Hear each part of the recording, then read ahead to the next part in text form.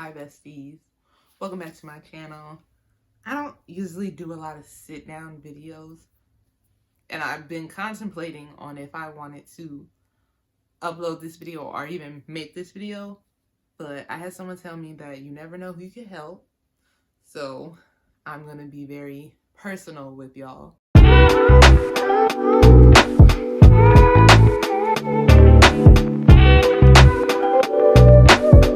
So I really don't know where to start. Let's see. This video is about cycles and uteruses. So if you're not into that kind of video, go ahead and click off. I didn't even do a proper intro.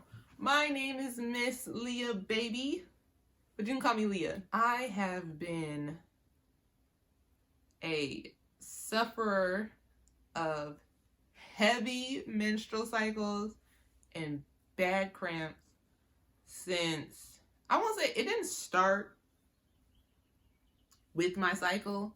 It started, let's see, I got my cycle at 10 going on 11. So it was like a month right before my 11th birthday. So I got my cycle August of 2007. I was still watching Saturday morning cartoons. It came as a surprise to me. I got my cycle, dealt with that. I started to have a shift in, I had cramps, but not really noticeable, and I didn't have heavy cycles. My cycle didn't really change until, I want to say, around 2013. That's when I started realizing that it's like, okay, something is really wrong. Not really wrong, but I remember going to the doctor because I asked my mom, I asked my sisters, and I'm like, hey, do y'all suffer from cramps? Like, what's the remedy for cramps? Like, these cramps are beating me up. I need help. And I remember my mom looking at me like, oh, I've never had to experience those, so I don't know what to tell you. Do some stretches. Maybe you got to exercise before your cycle comes. So I started doing all of that. I started exercising. Like, there was at one point, I had abs. But I started exercising, and I really didn't have like a super trash diet because I didn't have my driver's license. I wasn't driving myself to restaurants. My family didn't eat out a lot. So it wasn't like I was eating out. We didn't eat a lot of sugar at the time, but I never had a consistent cycle. Like, it would come, we'll say like August 15th, and it would last for 7 days. And then I would skip in September, and then it would come October 31st. So that, the longest I went without my cycle was like 70 days. And then June, July, August, that's the only time it's ever been clockwork. So it's like summer, I know as soon as the summer hits, clockwork. And it would be like manageable. I wouldn't have cramps. I wouldn't feel horrible. It would just be like, oh, I'm uncomfortable because it's hot and I'm wearing a pad. But I would always wonder, like, well, what am I doing different in the summertime compared to like the rest of the months? I lived in Washington. If y'all know anything about Washington, I love it, but it can be a little dreary. So of course, when it's raining, there's not a whole lot of sunshine, because if it's not raining, it's overcast. I was going through it. I had to contend with my cycles being heavy for like until like day 5. Because by the time day 5 rolled around, I'm like, okay, I'm good now. But to get to day 5, it just felt like hell. I don't know like a better way to describe it. That's what it felt like. It was always, my cycle would start and I would have bad cramps, bad back pain, and I would feel like I hadn't slept for weeks. Like, I was always so tired and fatigued. But it was still like, you gotta do this, you gotta go. There was never like days where I felt like, okay, I could just like rest. Maybe like my first, second day, I would relax, but it was never like a good relax, because like I can't get comfortable, because if my stomach's not hurting, my back is hurting. So I'm dealing with that, and I remember my family would look at me and be like, oh, we know when it's your time of the month because your attitude changes and you start being extra lazy. And it's like, I'm really not trying to be lazy, but I'm so tired. I feel like I haven't slept for weeks. And at the time, I was using products that my flow was not, that couldn't handle my flow. So this is before like everybody switched to like thins. But if y'all know the orange always, I was running through those because it was like I was my cycle was so bad that I'd have to be in the bathroom like every hour to every 30 minutes and I would be filling up the product. It was that heavy. And I'm like, I'm thinking this is normal. So like this is my cycles for years. And then I remember 2019 is when a lot of things started to shift in my life. No, actually started July 31st. So it was July 31st and then it ended in August. It ended on the 7th. So it started July 31st and then it August 7th and then I ended up flying out August 8th. And then from all of August and all of September, I didn't have a cycle. So I'm like, hey, life is good. I was under a lot of stress in 2019. I told my husband that I'm about to tell my family something just so they can stress me out so I can stop having a cycle again. Because one thing they can do is stress me out to mess up my cycle. Shout out to them for that. Last cycle was ended August 7th. And then I didn't see my cycle in September. October was such a mess in 2019 because I went to a concert. This is my first and last time having floor seats at a concert. First and last time. So we had floor seats, and then the day of the concert, my cycle starts. And I'm like, I really don't want to go. But I had floor seats. I really want to go. I knew I needed bigger sanitary products, but the running joke was, those are really diapers. You really only wear those when you're postpartum. And I had believed that for so long, but the night of this concert, I ended up buying the purple always. And when I tell you that made my life so much better, I finally wasn't soaking through a product in an hour. Like I could at least get 2 to 3 hours out of this product without it being a tragic scene in the bathroom. I'm trying to be as not graphic as possible. Bear with me, please. So I know we're in the purple ones. We have a good time at the concert, but I ended up getting sick right after the concert, and I will never drink out of a can again. And it wasn't even like it was a lemonade out of the can, and then I had a shot of Jack Daniels because I didn't want to feel my cramps. And I'm not gonna lie, this was before I started taking like over-the-counter medication to help combat my cramps. But that shot of Jack, wasn't feeling anything. Ended up having a ball the rest of that night. So yeah, ended up getting sick.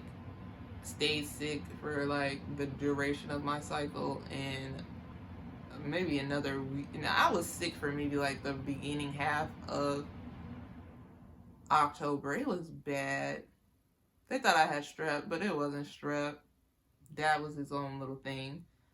So I had a cycle in October. Got married in November. Had my cycle 2 days after my wedding. Perfect timing. That cycle lasted for a week. That cycle was a breeze. But Thanksgiving, my mother-in-law came to town. Had me sick as a dog. Bro, I don't even know what I had, but all I know is that I slept for, I want to say, a good 2 weeks. So yeah, horrible. Have a cycle in January. My mom gets sick that was under a lot of stress then, so I don't have a cycle until the end of February. Like I had a cycle January, ended on like the 16th, 17th of January, And I didn't see my cycle again until, it's a leap year in 2020. I didn't see my cycle again until like February 29th. I'm staying with my brother and his wife. And one of the days, I'm like laying around because I don't have nothing to do. My husband's out of town. This is right before COVID kicks off. And she's like, can you drive me to work? I don't feel good because I want to say like my third or fourth day, I get really bad clots. And you know, every time you read or Google period clots, they're like, they should be no bigger than a quarter. Mine were not the size of a quarter. I never seen dime size or quarter size amount of clots in life. Like, they've always been like the size of my palm. So like they were hefty and painful. And I'm like, yeah, I'll take you to work, no problem. And like my brother and his wife are calling me lazy and unmotivated. And it's like, at the time I took a picture of the clot, but I ended up deleting it because I'm like, this is gross. I don't need to keep pictures of this. And I was like, I'm not going to the doctor anytime soon. But yeah, the clot is huge. And then after it came out, I felt amazing. Like, up until my clots came out, I would feel like trash. And then as soon as they came out, amazing, let's go, we're good to go. My flow would regulate after that because it would be like super heavy until I would pass the clot. 2020 was a horrible, we all lived it. But for my cycle, it was very like up and down. And then, no, I didn't have a cycle in, well, February went into March. I don't remember having a cycle in April, but I know I had a cycle in May. And like I had really bad cramps. And I remember I got sick from my cramps. Usually I do suffer from, I used to suffer from nausea during my cycle. Staying with my brother and his wife, and I do pass a very large clot, but even before that, like 2 days before I pass my clot, I'm nauseous, and my parents are moving into a house, so I'm helping them move, but we're rolling down the freeway, and nausea hits so bad. I'm like, I don't know how, because I hadn't eaten anything, that's the only reason I didn't get sick. But we're rolling down the freeway, and I got the window open, and I'm like, I don't even know. I just felt so bad. I felt like I had got off a roller coaster. Like my stomach was in my throat. So I'm suffering from nausea. Like, this is my second or third cycle where the nausea has been like super bad. Like, usually it'll pass. Like, I'll get waves of nausea. But that one, I was fighting it bad. And then we get to their house, and I remember they gave me a body armor. And I don't like bananas, but it was like strawberry banana flavored. This drink felt like it was the best drink I've ever drank in my life. Don't have another cycle until May. This is the second time I've experienced like rolling nausea that's been like horrible on like my second day. Usually it's like my third, fourth day I'll get bad nausea, but it's my second day and the nausea hits me so bad I end up getting sick. I don't know what happened. That one didn't work. And I'm like talking to my mom, and I'm telling her like, yeah, it was a cramp. Cause I'm like, this is the second time I've experienced this since I've been living back in Washington. I don't know what it is about Washington and my cycle, but it's just, it kind of flips it topsy-turvy. We were drinking the night before, but we were drinking Svedka when we were, a few months prior, we were hanging out with my best friend, and Svedka does not do anything to me. I don't even know what my limit is for Svedka, because it's that, and usually when I drink, if I'm drinking, I'm not taking no more than like maybe 2 or 3 shots, and if I'm taking a shot, I'm having a full glass of water with my shot. And I'm telling my mom, like, yeah, my cramps just made me sick. I don't know what that was about. And she's looking at me like, no, it was because you were drinking last night. And I'm like, no, it was my cramps. I didn't even drink enough to be tipsy. May was my last cycle. Because June and July, I skipped. And everybody's looking at me like, oh, is there something you want to tell us? And I'm like, no. And then I remember they made me take a pregnancy test, which came out negative. Obviously, I have no children. The pregnancy test came out negative, and I'm like, this is normal. It's nothing for me to skip. This is regular for me. Like, skipping was a regular occurrence to me. I'm more shocked when my cycle is consistent than skipping. So I end up skipping for like 4 months. All tests are negative. And then 1 month, about September, October, it came back. Yeah, that's all 2020. 2021, same thing. But I was a little more consistent. I wasn't skipping for like 90 to 70 days anymore. 2022, this is when things start to flip. May 2022, my husband gets COVID, and then like a week or two later, I have COVID. Felt horrible. Horrible. So I pretty much slept for like 2-3 weeks. It was a mess. And then like, I had no energy. It drained me. So trying to recover from COVID. I'm trying to recover from COVID. I come back from that. To make myself feel better from no longer having COVID, I end up buying this vanilla scented soap. I usually have sensitive skin, but this soap didn't break me out. So I'm thinking everything's fine. I start using this soap. I recover from COVID. And then I start spotting. Usually I spot like 1 to 2 weeks after my cycle, and then that'll be it. This spotting lasted until my next cycle started. And I'm like, maybe it's the soap. So I stopped using the soap. This is June, July, but I'm still experiencing some spotting. And then the spotting is now turning into full-blown bleeding. So I'm experiencing that, and this is lasting up until my cycle starts. I'd have my cycle. My cycle ranged from 5 to 6 days. I would say 7 days just to like make sure everything was, but it really was like 5 to 6 days. I never really had long cycles. And then in 2022, they started to be 7 days. And then by September 2022, I'm at 8 to 9 days. And I'm like, I remember September. My September cycle went on for so long, I went to urgent care. I remember going there and they're like, well, we can't really do anything about that. You got to go see a gynecologist or your primary physician. So I go to my primary physician and I asked them for a referral to a gynecologist. I don't remember why I never got that. I think the gynecologist might have been booked up, or I don't recall. But during 2022, they kept changing my primary doctor around.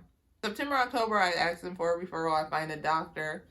All I know is that they never told me that the doctor that I wanted to go to didn't accept my insurance. They just denied my referral. No reason, they just denied my referral. Come to find out, the doctor I requested didn't take my insurance, but they didn't tell me this because I would have found a different doctor because, tired of bleeding. But it's now November. My referral is denied. It's November.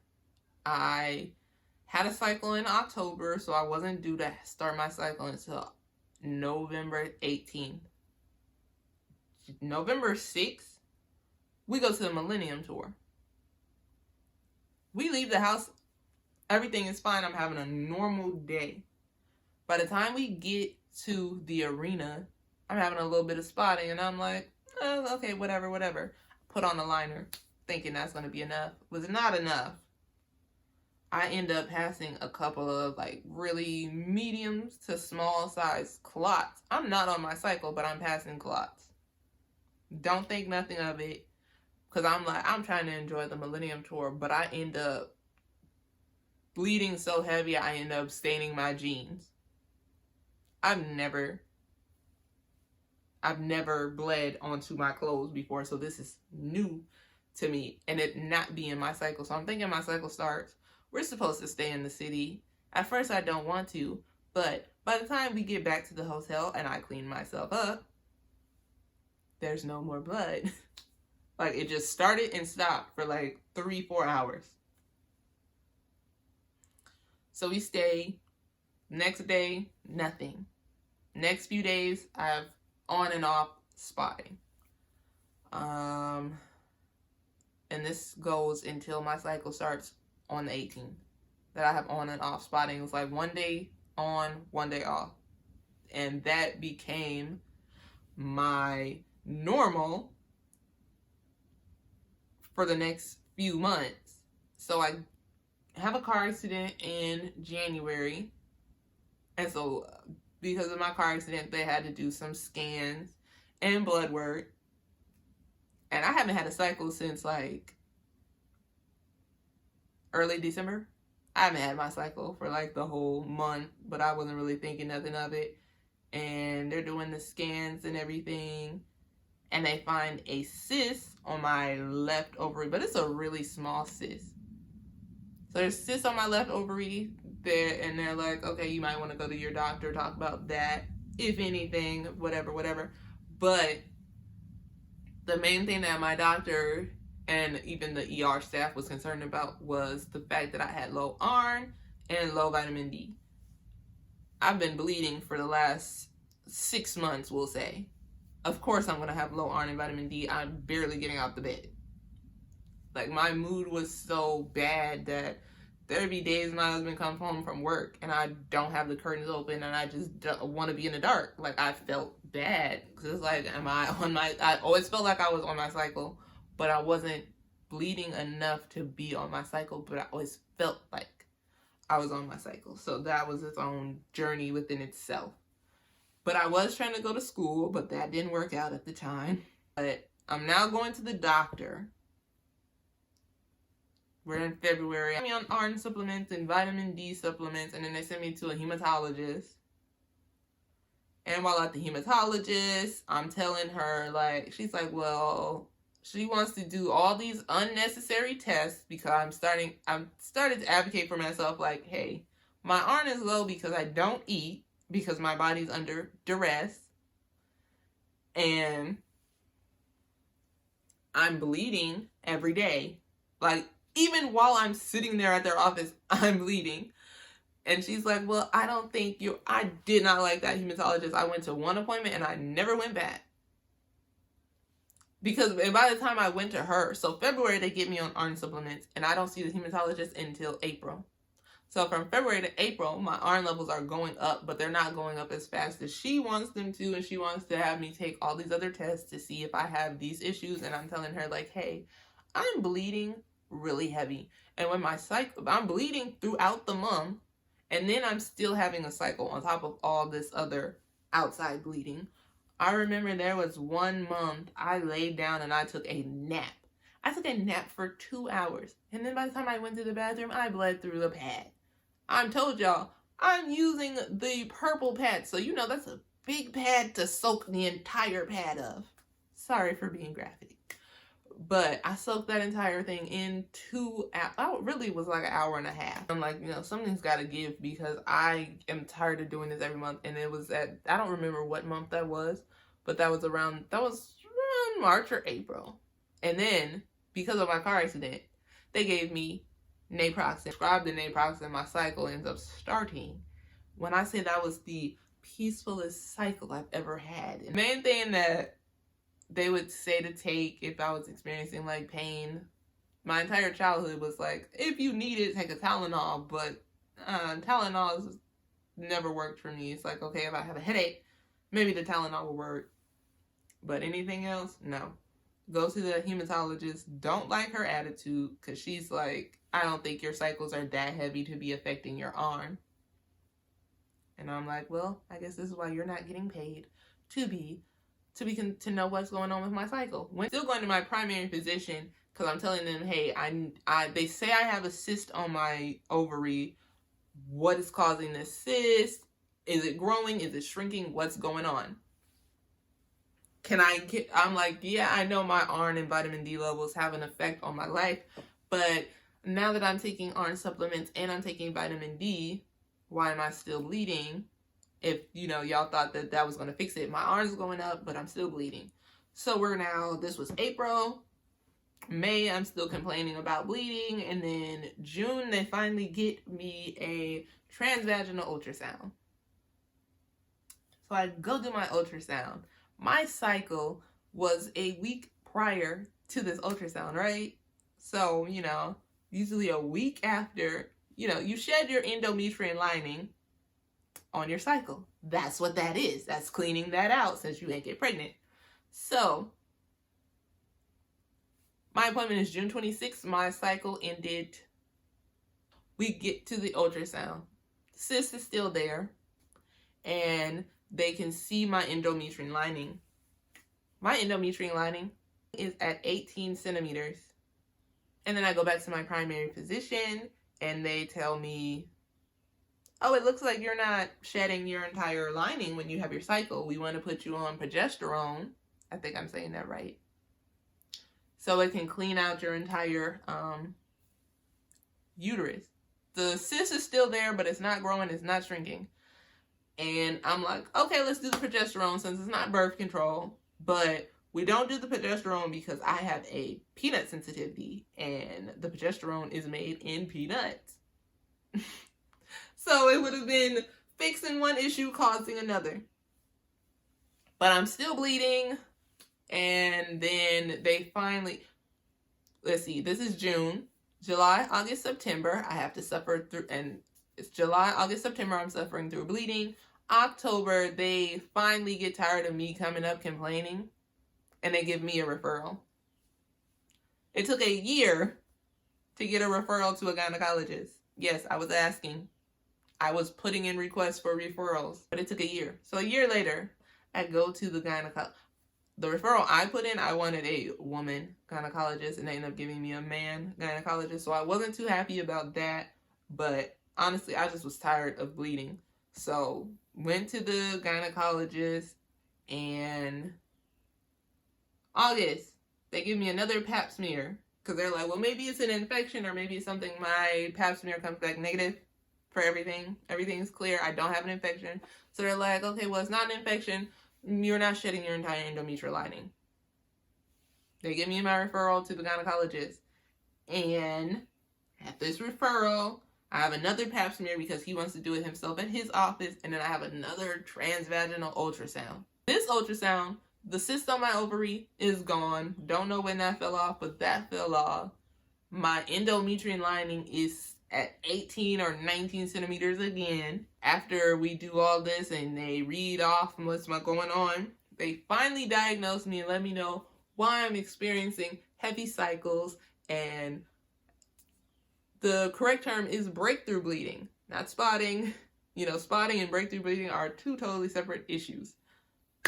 I'm experiencing all of these symptoms because uterine polyps. They can't tell me how I got them, where they came from, how long I've had them. They just say you got uterine polyps and I have to get them surgically removed.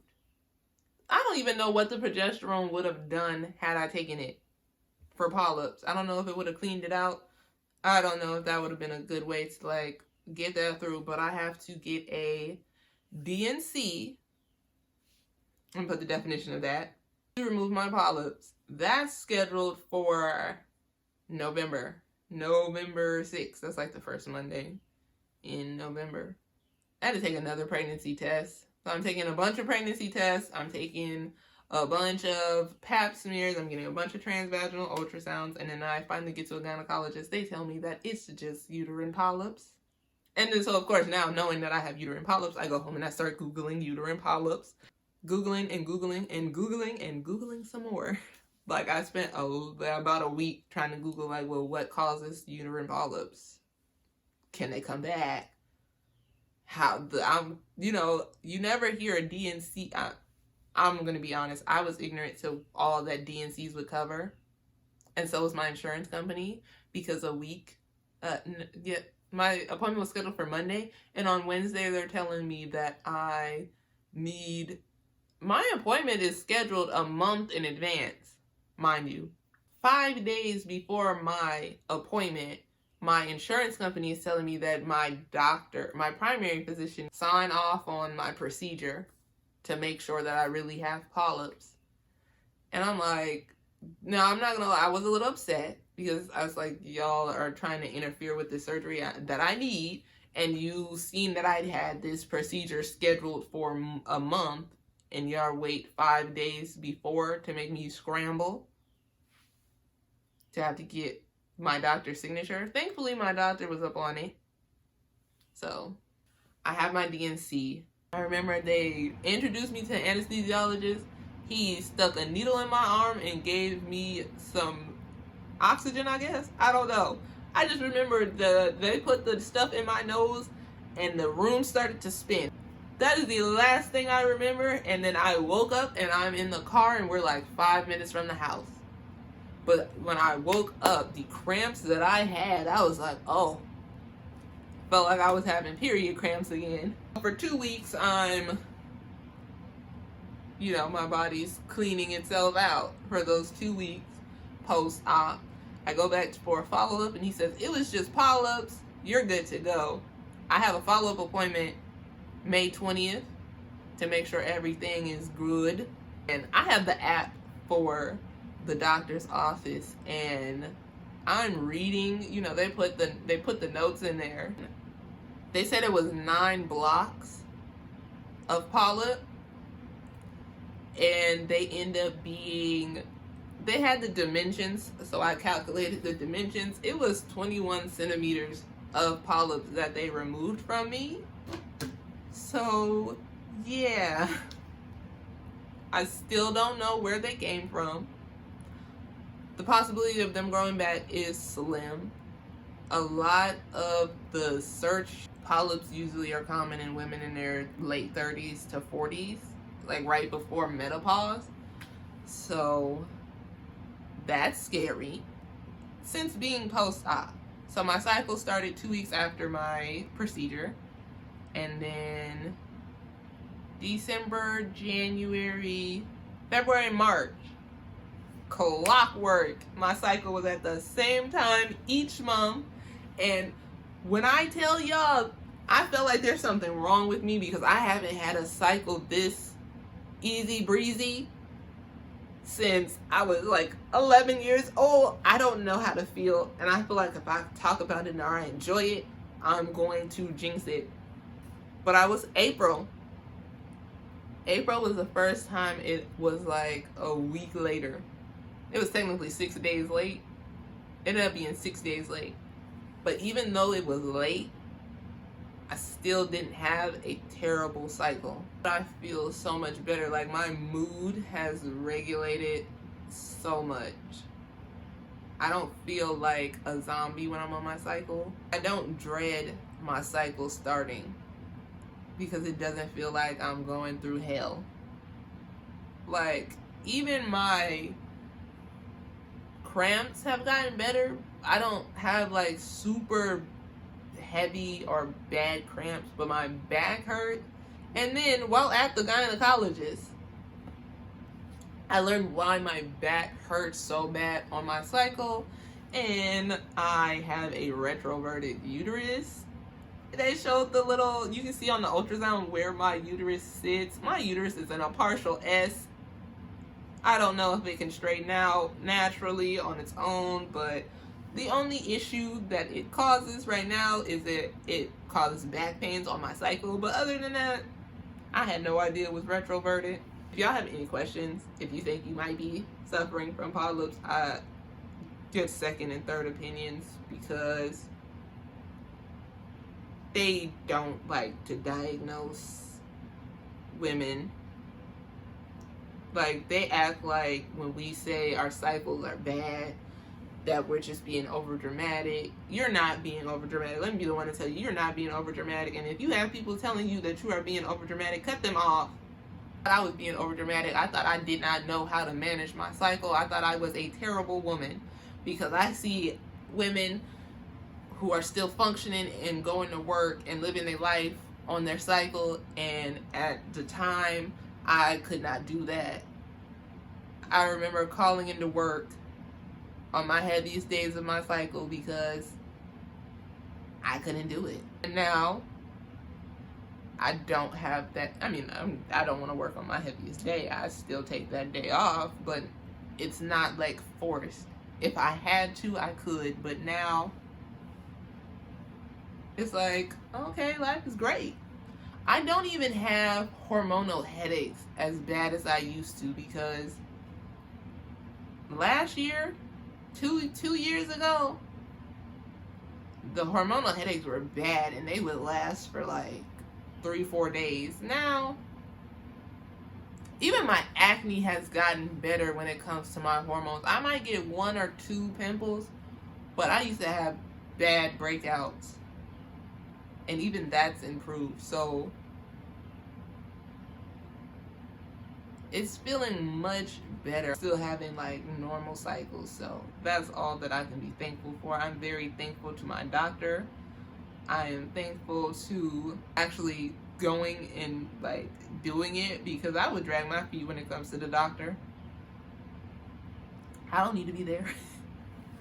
But I'm very like appreciative to like having the support that I had while I was suffering, because I suffered in silence for a very long time, and I was not like I said, I wasn't taking painkillers. So it's like I'm going through bad cramps and nausea with just water and prayers. Because I remember them talking about, you know, I would look at thins and it's like, there's no way I could never wear a thin. And now I can wear, there's still like a couple of days where I don't, but now I can wear thins. And it's like, oh, wow, we made it. If you made it this far, and if I informed you on a condition that you didn't know could happen in your 20s, let me know. But you gotta prioritize your health,